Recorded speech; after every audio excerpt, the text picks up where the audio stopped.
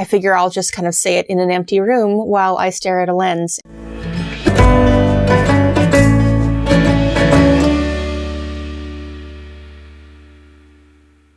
Hi, I'm Amy, and this is the first episode of the HalfCaff podcast, where I talk about knitting and crochet and mostly knitting, and any other tangents that will sneak in undoubtedly. I know for a fact this is your first time here because it's my first time here because this is the first episode. So welcome, and I hope to see you again. I hope you see me again. For those who are interested, you can find me at HalfCaff Crochet on Facebook, Ravelry, Instagram, Etsy, YouTube, obviously, etc.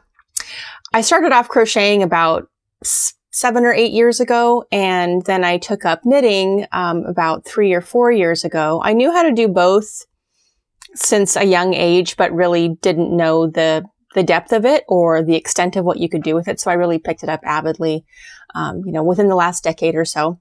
But because I started out with crochet and did that for the most part, and that's when I kind of came up with my business name and all of that, that's why I'm HalfCaff Crochet, even though mostly we're going to talk about knitting. So I decided to start a podcast because I have needed the loveliness and sanity that other people's podcasts have given me, especially in 2020 when both were needed, in order to just balance out all the awful. And 2021 is probably, I hope, is going to be better by the end of the year, but I think it's going to take a while. So I'm going to just add mine to the mix and hopefully give somebody else some loveliness and sanity. I also don't really have anyone in my circle that I talk to a lot about knitting and crochet, at least to the extent that I might want to, which is a lot, because I do it a lot. So I figure I'll just kind of say it in an empty room while I stare at a lens, and then hopefully anyone who wants to can listen. I also have some time to fill, especially creatively, because I'm taking a hiatus from my day job. So that, with the start of the new year and all of those reasons, seemed like a really great time to begin a podcast. So for my first episode, I thought I would do a 2020 retrospective of the highlights of the makes that I made in 2020 for knit and crochet, starting with this one. This is the Squatch sweater. As you can see, it's got a large Sasquatch on it. And that was done by Intarsia, of course. This is a pattern by Nicole Peters of the Woolly Kraken. And I just thought it was super fun looking. I actually didn't do a lot different to this pattern, but I did stripe the sleeves in color work because I saw Lock Knits did a test knit for this, and it was fantastic. Hers was in kind of tones of browns and yellow, and I loved the striping that she did on the sleeves, so I pretty much copied her idea. This was a great make. The pattern is fantastic.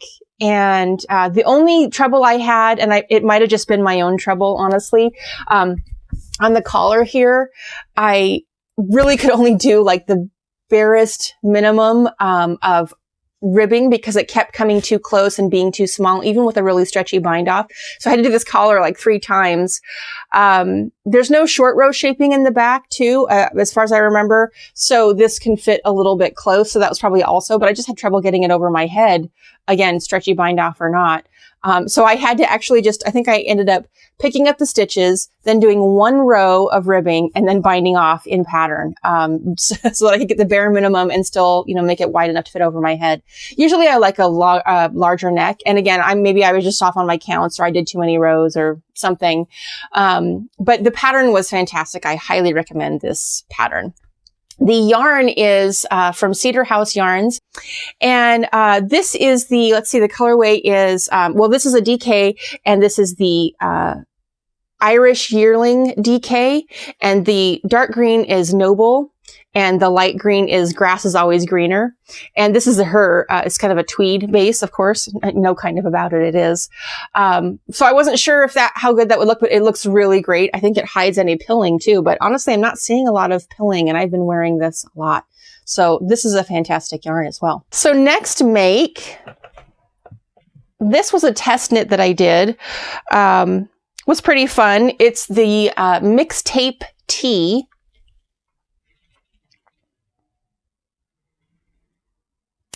And that's a pattern by KnittyJo. this is an interesting yarn. I have to show you what it looks like. It looks so cool in the ball. And when I saw this, it was just so gorgeous and luminous. I had to get it.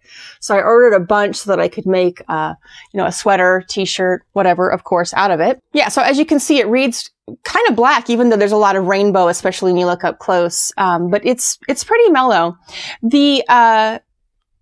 Like I said, it's the mixed tape tee. So here's the mixed tape. And I don't know if any of you, remember in the 80s and 90s, when cassette tapes, especially the 80s, when cassette tapes used to be a thing.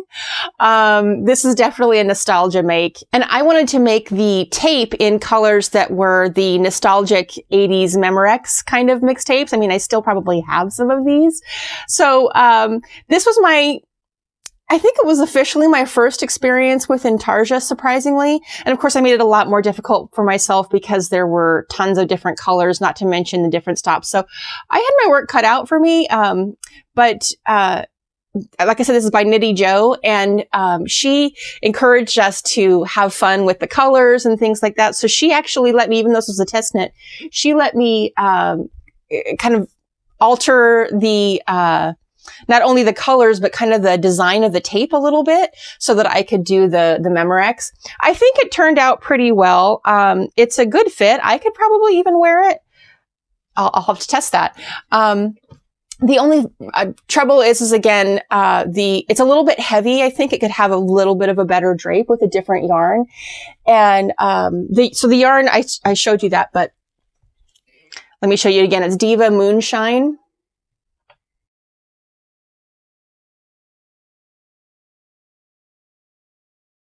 It can be a little warm, and it's not the softest ever, but it's okay. Certainly washable, which is handy.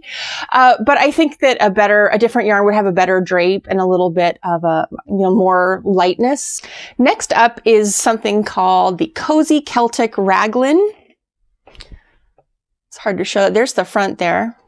And it has a really, really chunky neck, as you can see, which is pretty cool. I did mine with short sleeves, actually.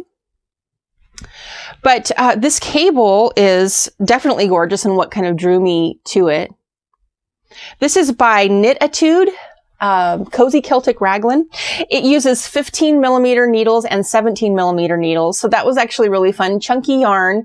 It's a bulky weight. I use Lion Brand Thick and Quick Wool Ease. I forget the color. It was in some kind of icy blue color, of course, as you can see. And that is the pattern, or that is the yarn that the pattern called for. And, it seemed to work okay. It was relatively inexpensive. So I decided to go ahead and make that. This one was fun too. And as I said, it worked up really quick, especially because it uses bulky yarn and bulky needles. The next one is called the Central Park Hoodie by Heather Lodinsky. And I made this out of, here's the hood.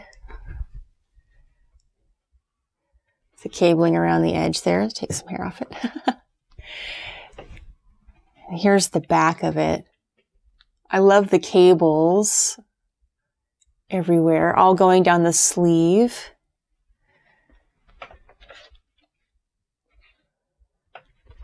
Now, this was made out of actually a yarn that's discontinued now. It's called Effervesce, Yarn Bee Effervesce. And the colorway probably would have been some kind of goldenrod or something like that. Like I said, it's discontinued. I have a little stash of this because I love this. This is one of my favorite acrylic yarns. But I love this one. It took me a while to finish it because it was all seamed. Not top down, bottom up or anything. It was all sewn in pieces. The two front panels, the back, and then the sleeves. And so I got some serious practice in the mattress stitch. The next one, this is called the Winterberry hood. It's by Carina Spencer. There's the hood. So it goes like that. This one's an odd one. It's really beautiful. I love the drape on this yarn. And the lace detail is really gorgeous. This is Schmutzerella Yarns. She's also local here in the Pacific Northwest, where I'm at. And this is her fingering base dude. And the colorway is Expelliarmus. So just this gorgeous green. But you can see that the hood, I'll show you, well, here's the inside of it. But you can see that the hood is asymmetrical. I'm not holding it strange. That is how it goes. So there's all this shoulder over here that kind of hangs off. And then it just kind of lines up with the edging right here. So there's no shoulder over here. Just sort of lines up. So I didn't realize that fully, I think, when I started working on it. And I just think it's an odd fit. You know, maybe if you have like, you know, more narrow shoulders or a slim build or something, this might be okay. It certainly can be lovely. And again, such a gorgeous drape. But it just, I don't know. So I kind of put that one in timeout for a while while I was trying to figure it out, finally worked to figure it out, and not sure what I think about the result. I don't think I'd, make it again, but it's lovely. The next one I made in the spring or summer of 2020. It's called the Raglan crop by Little Theorem. This is also Schmutzerella yarn, but it's in a sparkle. So I believe it's her dude base, but it's got a sparkle to it. And this color is called the Sorcerer's Stone, aptly named. Let me show you. Let me show you sort of the lace detailing on it. This one was really fun to do. It went really fast. It's light and airy. It's got a great drape, perfect for summer. So this is a test knit for Little Theorem. Definitely would make this again. And this one's fun. You should check out the project pages for this pattern, because they've got a lot of different color combinations, and I think all of them look great. It's something that you could really kind of change the look of it just by the colors alone. So the next one is too fabulous not to share, but I don't have it here because I sold it. So I'll just have to insert a picture. These are the Underwing mitts by Erica Heusser. They were, the brown and pink tones are all the same yarn. They're variegated, I guess, fingering yarn also from Cedar House Yarns. And, that was in the Sapling Sock base. I don't know the colorway. It's kind of the, Sunstone colorway family, the kind of like pinks and browns. I also used a yarn from Expression Fiber Arts. I believe it was the Eggshell Pearlescence, but they turned out beautiful, and I quite love them. And in fact, I'm working on another pair, which I will show you momentarily. So yet another test knit. This is Uprising.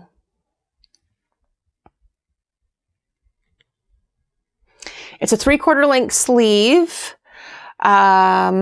Twisted rib, and there's a huge section on the side here that was done in twisted rib. This is the side seam. Get this sleeve out of the way. That's the side seam. I just love that detail. So I would definitely knit this again. The pattern was super easy. The ribbing detail is really easy, and it kind of keeps it interesting enough. This yarn is just Cascade 220 Superwash. So that's about a DK, heavy DK maybe. And that's in the colorway Lemon. Now, the next one I also made out of Cascade 220 Superwash in Tangerine and Tangerine Heather. It's a stripe. The pattern is called the Pixelated Pullover. Is that right? Yep. By Jennifer Beaumont. And it's a really cool pattern. She does a really neat color effect on it. But I used that pattern because the cut looked pretty good for my purposes, and completely changed the look of it to do a striping effect. It's long sleeve, you know, pretty basic. Long sleeve, ribbing at the bottom. It's quite long, actually. The reason I wanted to make this is because it was a great pattern for what I already wanted to do, which was to make a Coraline top. So one of my absolutely favorite movies is Coraline. I think it came out in 2009, I think. I love it. I love it. I probably watch it about 16 times a year still.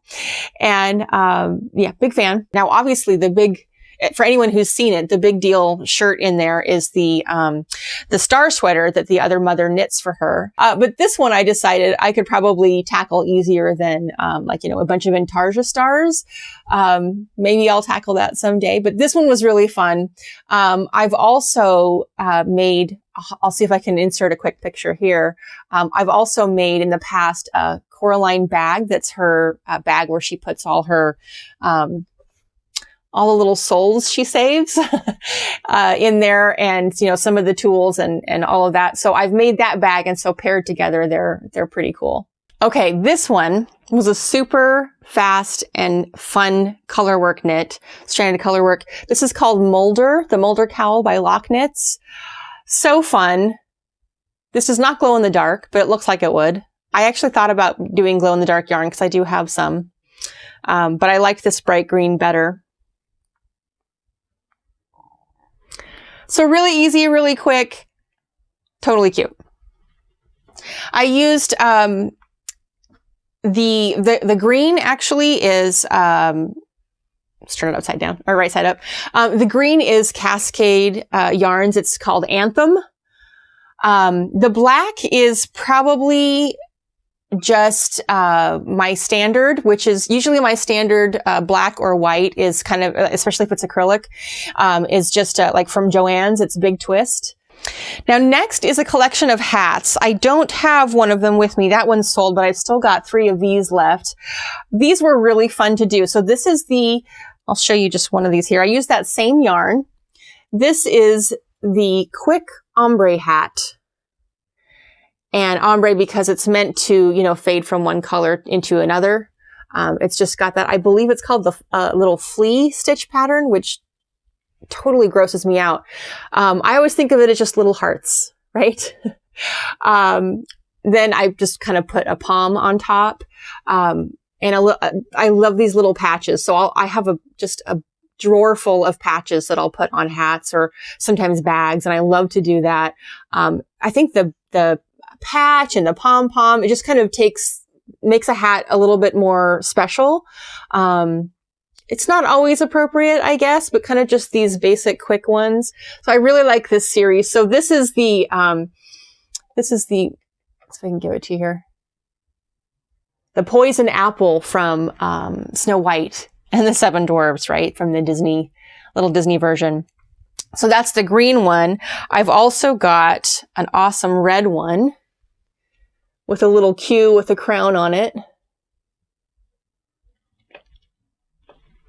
And that's meant to be the Red Queen from Alice. And then actually my favorite, and one I am tempted to keep, even though, again, I don't wear hats, although this one's a little snug for me. My favorite, though, Maleficent.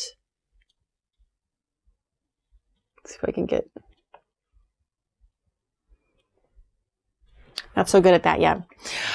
I love the purple pom-pom. It reflects the purple in the patch. The gold is, normally what I use for these are kind of like the Karen Super Soft, or again, the Cascade Anthem I used in the green. This gold is, you can see it has some sparkle in it.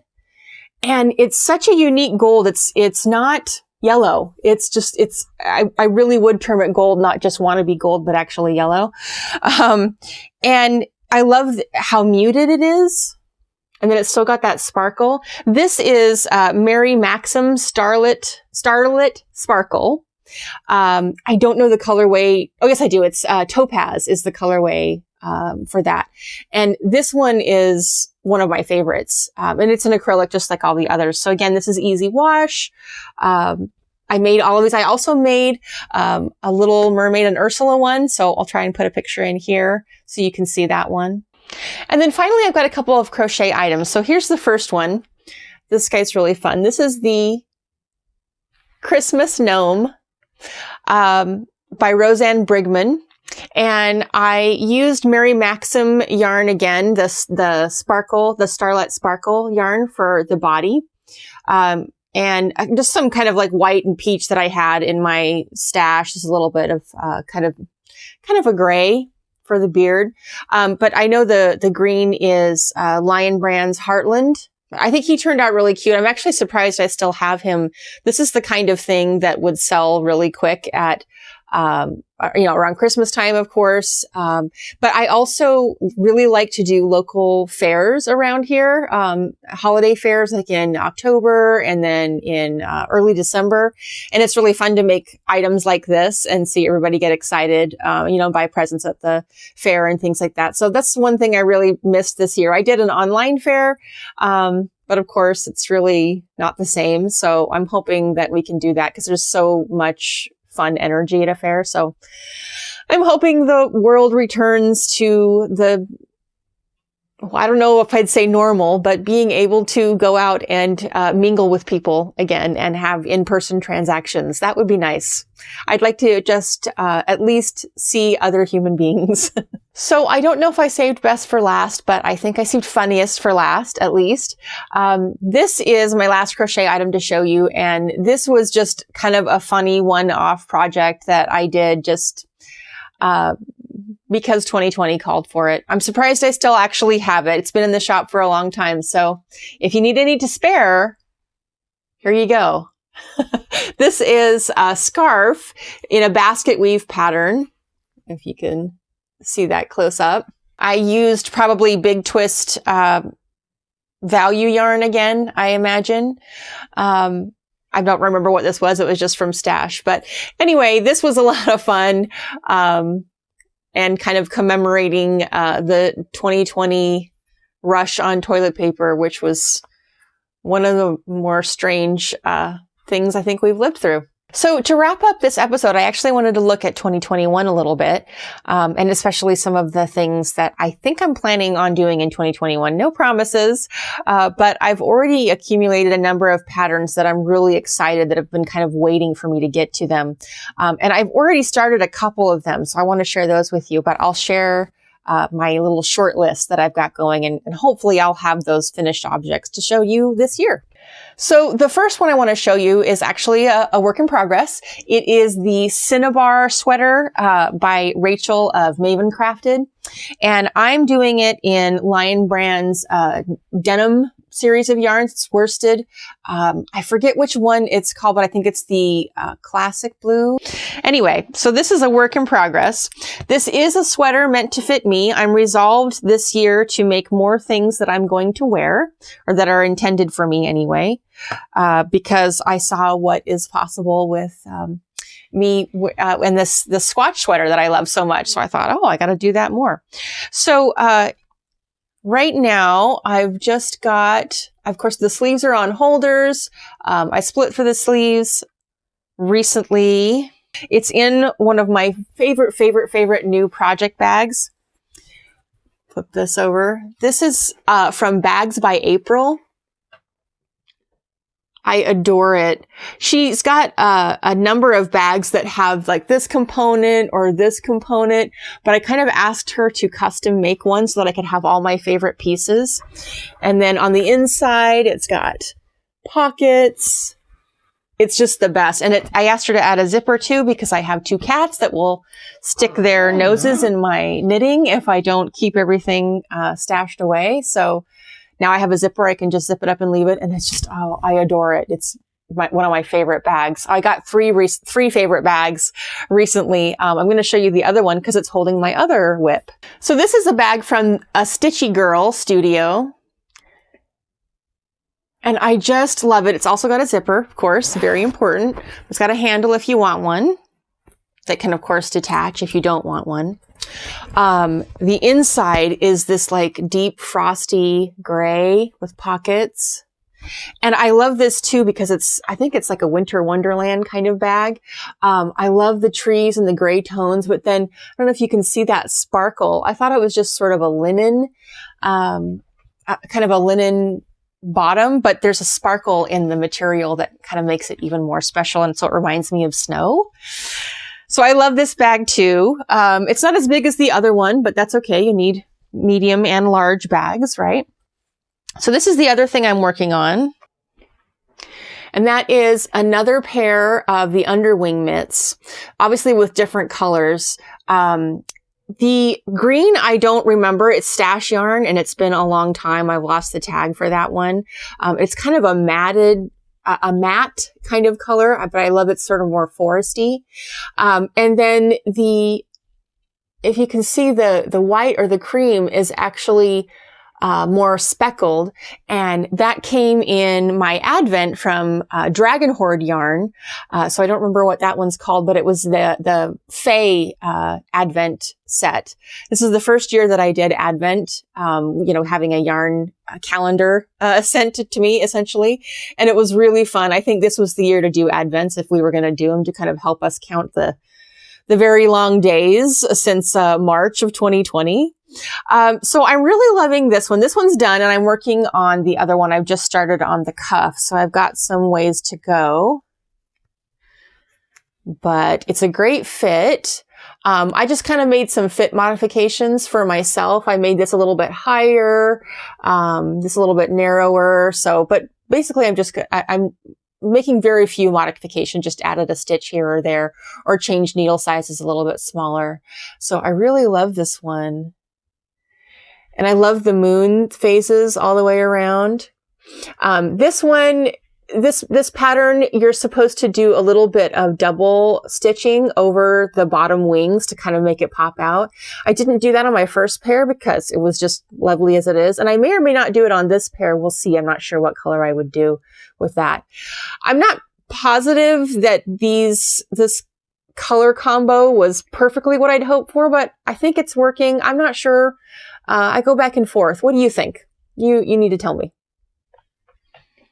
So those are my two works in progress that I'm definitely going to be finishing soon. So those will be 2021. Hopefully next time I can show you both in the next episode. But then I want to give you a couple of ideas of what I'm going to do next. And you'll have to let me know if you've made any of these. The first one, really the top of my list that's next after I finish these two, and maybe before I finish these two, is the Into the Woods pullover by Melody Hoffman. So a lot of people have seen the Into the Woods collection she's doing, like the socks. People are making the socks a lot. And there's the same color and then the two color pair. So she's talked about making a pullover with that stitch pattern of the kind of like the little trees all over the yoke. And she just barely came out with it. I was waiting and waiting for that. So I'm so excited to cast that on. The other one that's, probably next is called the Initiation. It's called Initiation, the Initiation Cowl by Dear Ingenue. And this one is just so cool and macabre. I really love, you kind of can't tell from a lot of what I end up making, but some of my favorite makes are kind of have that like gothic darker theme, whether it's in the colors or with skulls or crows. I love a lot of stuff with crows on them, or ravens, as you can tell from my favorite bag. That's pretty typical. The next one I'm interested in doing is honestly a little intimidating because it's an amigurumi. It's the Frog and Toad pattern from Frog and Cast. Is the maker of the pattern. And I have purchased the pattern and looked at it. I don't usually like to do amigurumi in knit. I just think it's a lot more challenging, or it's a lot easier to do amigurumi in crochet because it's a lot easier to do basically small circles and tubes in crochet than it is knit. But I, of course, love this pattern, love Frog and Toad. When I saw it, I knew I had to have it. So this is going to be my second ever amigurumi in knit. I've done tons in crochet, but we'll see. We'll see how it goes. So hopefully I'm able to stick with it because I really do want to see the finished product. And it comes with little patterns for their little clothes, like Toad's little swimsuit. I'm dying. It's totally cute. I've got another pair of mitts also on my list. I call them the Eldritch mitts. The title of the pattern is The Pact, and it's by Lattes and Llamas. So these are just mitts, just like the underwing mitts. I've got a handful of mitts that I'm interested in, but this is definitely one of the ones that I want to cast on next. I totally love Cthulhu and Lovecraft kind of stories, and so when I saw these, I just thought that was too fun. So I'm definitely going to work this up soon. I'm not sure what colors yet. I mean, green seems kind of appropriate, or maybe a gray green, but I don't know, maybe a black and white or a black and gray. Black and gray are my favorite colors together. And then the last one on my list for 2021 is the Storm Cloud Tee by Laura Holzlander. And I've had this on my list for a while. I haven't gotten the right yarn. I thought I was going to use some stash yarn, and it turns out that wasn't the right fit. I think it calls for a DK and I had a worsted, or maybe the reverse. So I'm going to have to look at what kind of yarn I want to get for that. But I just love the simplicity of it. And I love that it's very evocative of, storm clouds and rain. And, being the Pacific Northwest, that's kind of my jam, is the mist and the rain. So it definitely kind of gives me the vibe of home. So that's all I have to show you. Hopefully I'll be able to show you some 2021 makes, and hopefully I'll see you again. Bye.